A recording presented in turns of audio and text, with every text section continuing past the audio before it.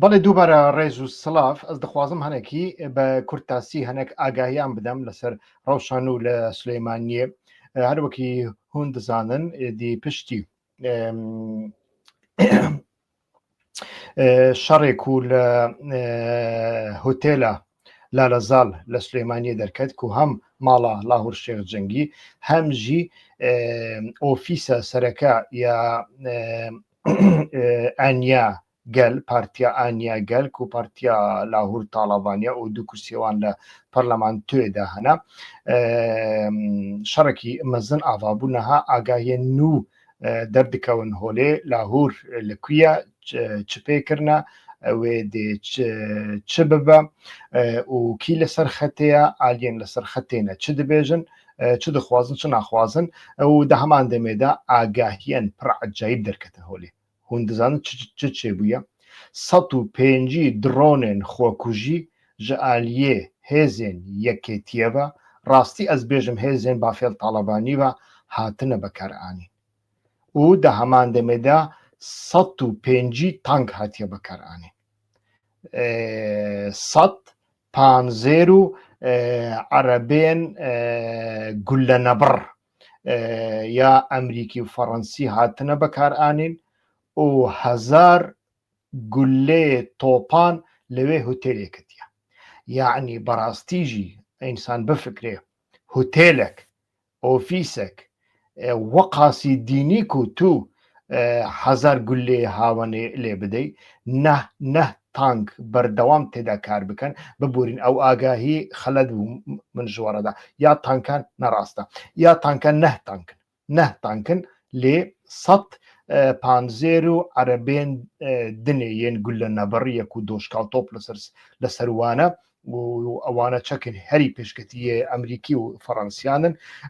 ji بۆی وێ دانا یەکێتیە و پەدێکە ji بۆی و شەڕی داعشێ بکەن لێ بنەڕە شەڕێکی دیکە شەڕی پسمامی خۆ دکە شەڕێ کەسێکی دیکە و حتا دوو بەخۆ دگۆ خۆ بافێل تاالبانی لە بەریا 10 ڕۆژان لە کۆنفرانسەکیدا تشتێکی عەجایب گوت لە کوردستانیدا دادگاه تونەیە لە کوردستانیدا ئەم تەلەفۆن ji دادوەڕا دکەن و ئەم تعلیماتان دەدەنێ فەرمانان دەدەنێ یعنی ئەو گوتنێ بافێل تاالبانیا کەسێن کو دەبێژن ئەو گوتن نەڕاستە ئەس دکارن لە بەشە کۆمنت ژمڕە بنویسن و ئەس دێ ئەو بکەم ئەس دێ ڤیددیۆ لینک شوانە ژۆڕا بشین ئەو نەهەل لە جە من هەیە هەر بەخۆژی ئیدی عینی ئێوارێ کەسێکی دشینیک و قات و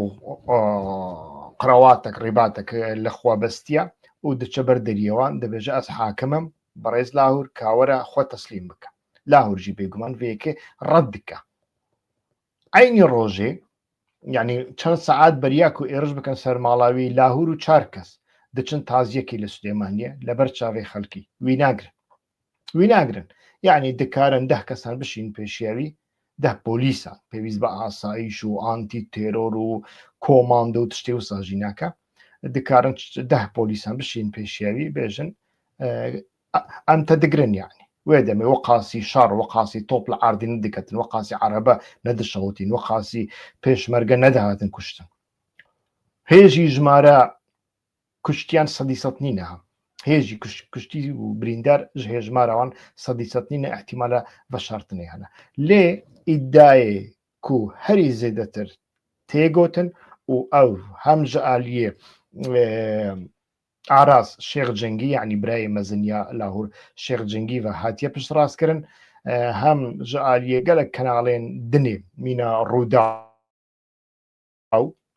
هاتیە سرە ڕاستکردن من بە خۆشی تەلەفۆن ji بۆی دوو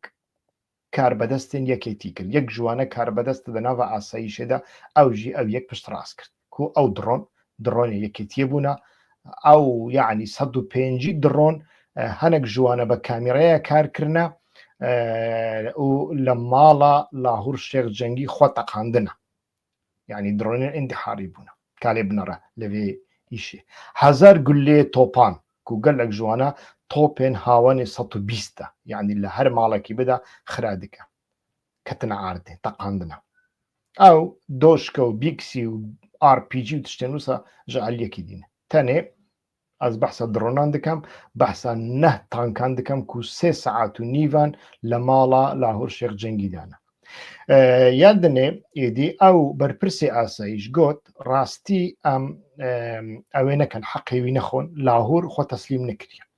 لاهور حتا داویە شەڕکریە بەرخۆدان کریە ئێک و بەوی ڕاژی بوونە لێ یەک و پێڕابوونە گاواکو فیشەکێوان مەرمیەوان نابینن یعنی بیسی کەسەکن مەرمیەوان نابینن ئەو لە پێشیەنە لە دەردۆرێ بارەگان لاهورژی لە بەشێ باکوورە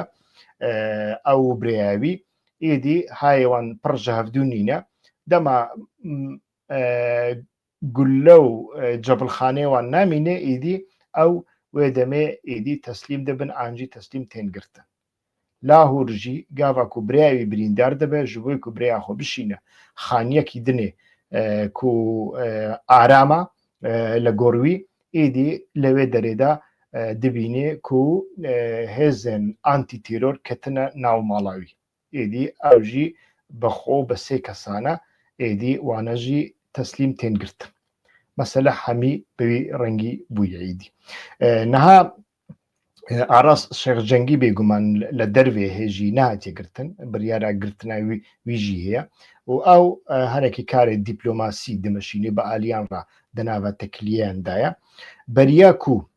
Aras ji bo kanalekî Arebî axeft Aras dibêje beriya ku êroj dest pê bike piranî aliyan okey dana yani Emerîka û Brîtanya û İran û hikûmeta Iraqê û hikûmeta Tirkiye jî hayêwî jê heye pedeke jî hayêwî jê hebûye ku tiştekî wisa dikin dixwazin Lahûr bigirin Emerîkî û Brîtanyan gotine madem meseleyekî yasayî hûn dikarin bikin lê bila pir girjî û alozî çê nebin û girjî û alozî çê dibin piştî ku hakim dişînin ser mala wî Lahûr vêyekê red dike û behsa vêyekê dike ew biryarekî siyasî ye bi wî rengî nabe qanûn bi wî rengî nameşe edalet bi wî rengî nameşe heger ku tiştek li ser wî heye divê ew bi avayiyekî dinê êdî ew bibe ne ku tu kesekî bînî qat û rêbatekî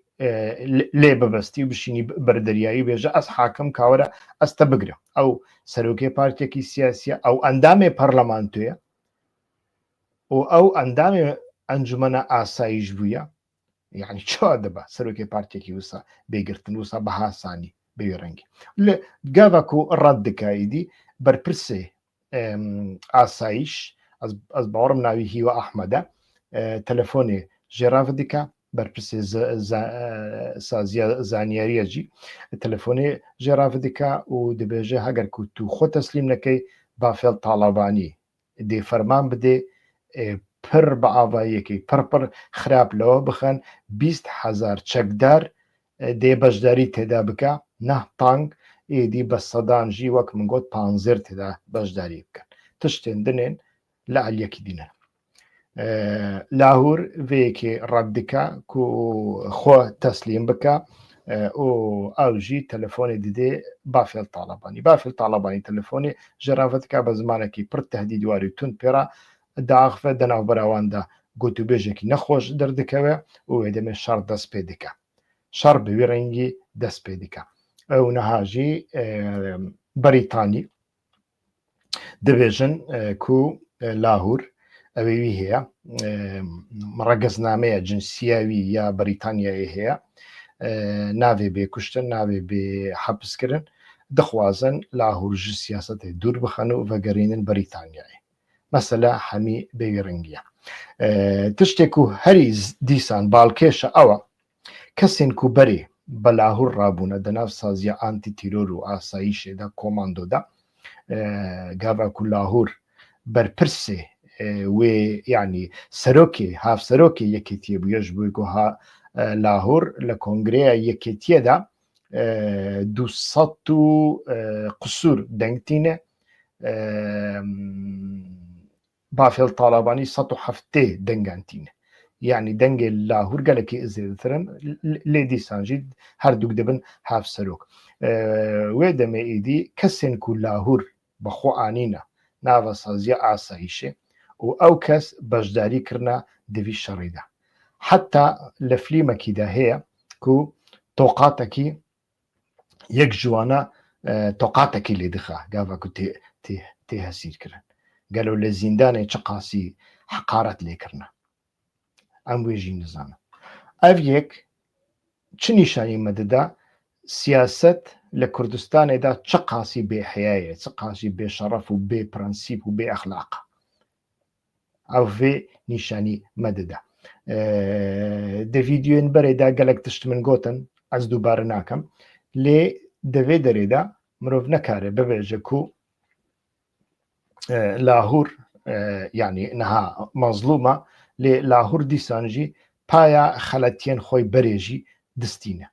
یعنی تۆ ئینسانێکی سەرسەری ئینسانێکی بەڕەڵڵا ئینسانێکی لۆمپەن بینی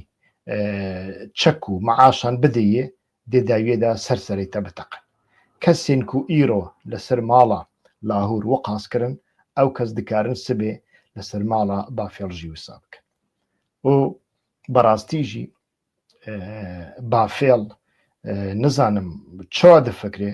مێژیێوی چ قاسی کار دکا لێ ئەس باوەڕم من لە بەرنامەیە دۆداژی گوت سیاسەتا کو تێمەشاندن و چما هێزن هەرێمی و هێزن ناودەوڵەتی چاوێ خۆشێگرتنە ئەوە کو یەنەکە پەدەکە ژنوڤە دیسا حاکم ببن و دەردۆری خۆ هەمی تەصفیە بکەن ji بۆی کو ئەڤ نەتەنێ لاهورە ئەڤ شاسوارە ئەم پێرا بن ئەم پێرانە بن ئەو بەرهەم ساڵە حامەلا بەختیارە ئەڤ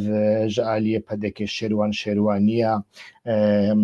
ئەدهەم بارزانی بوو بەرێ و عشیرەتا هەرکی مەدید برادۆستی وانە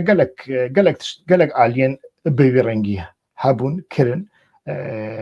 و هێدی دەردۆری نێچیروان بارزانی شخوا هێدی یعنی تەمیزکردنە تشتێک تدا نەمایە تشتێک ومایە نێچیروان بارزانی خۆ بێدەنگ کریە وەک لاهور نەکریە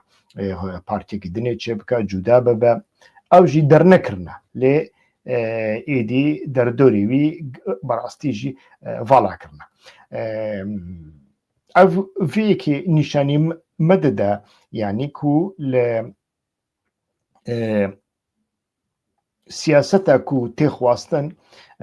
ڕێکێ لە ڕێکە بافێڵ تاالبانی لە ڕێکە مەسرور بارزانی وێ ڕێکێ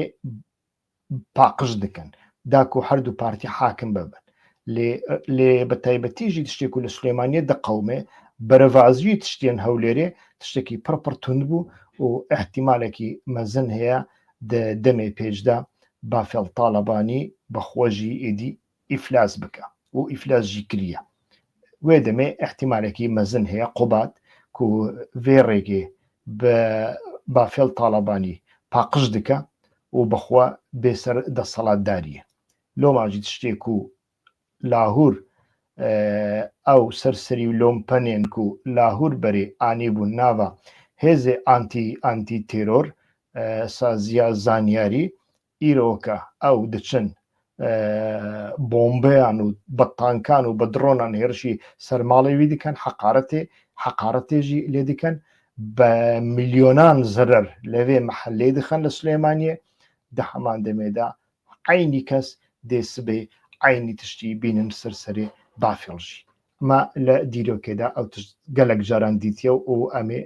bibînin jî heta bernameyekî din silav û rêz li kerema xwe berdewam bin li piştgiriya me li aboneyan û vîdyoyên me ji bo dost û hevalên xwe re bişînin û li ser sosyal medyaya xwe de parve bikin.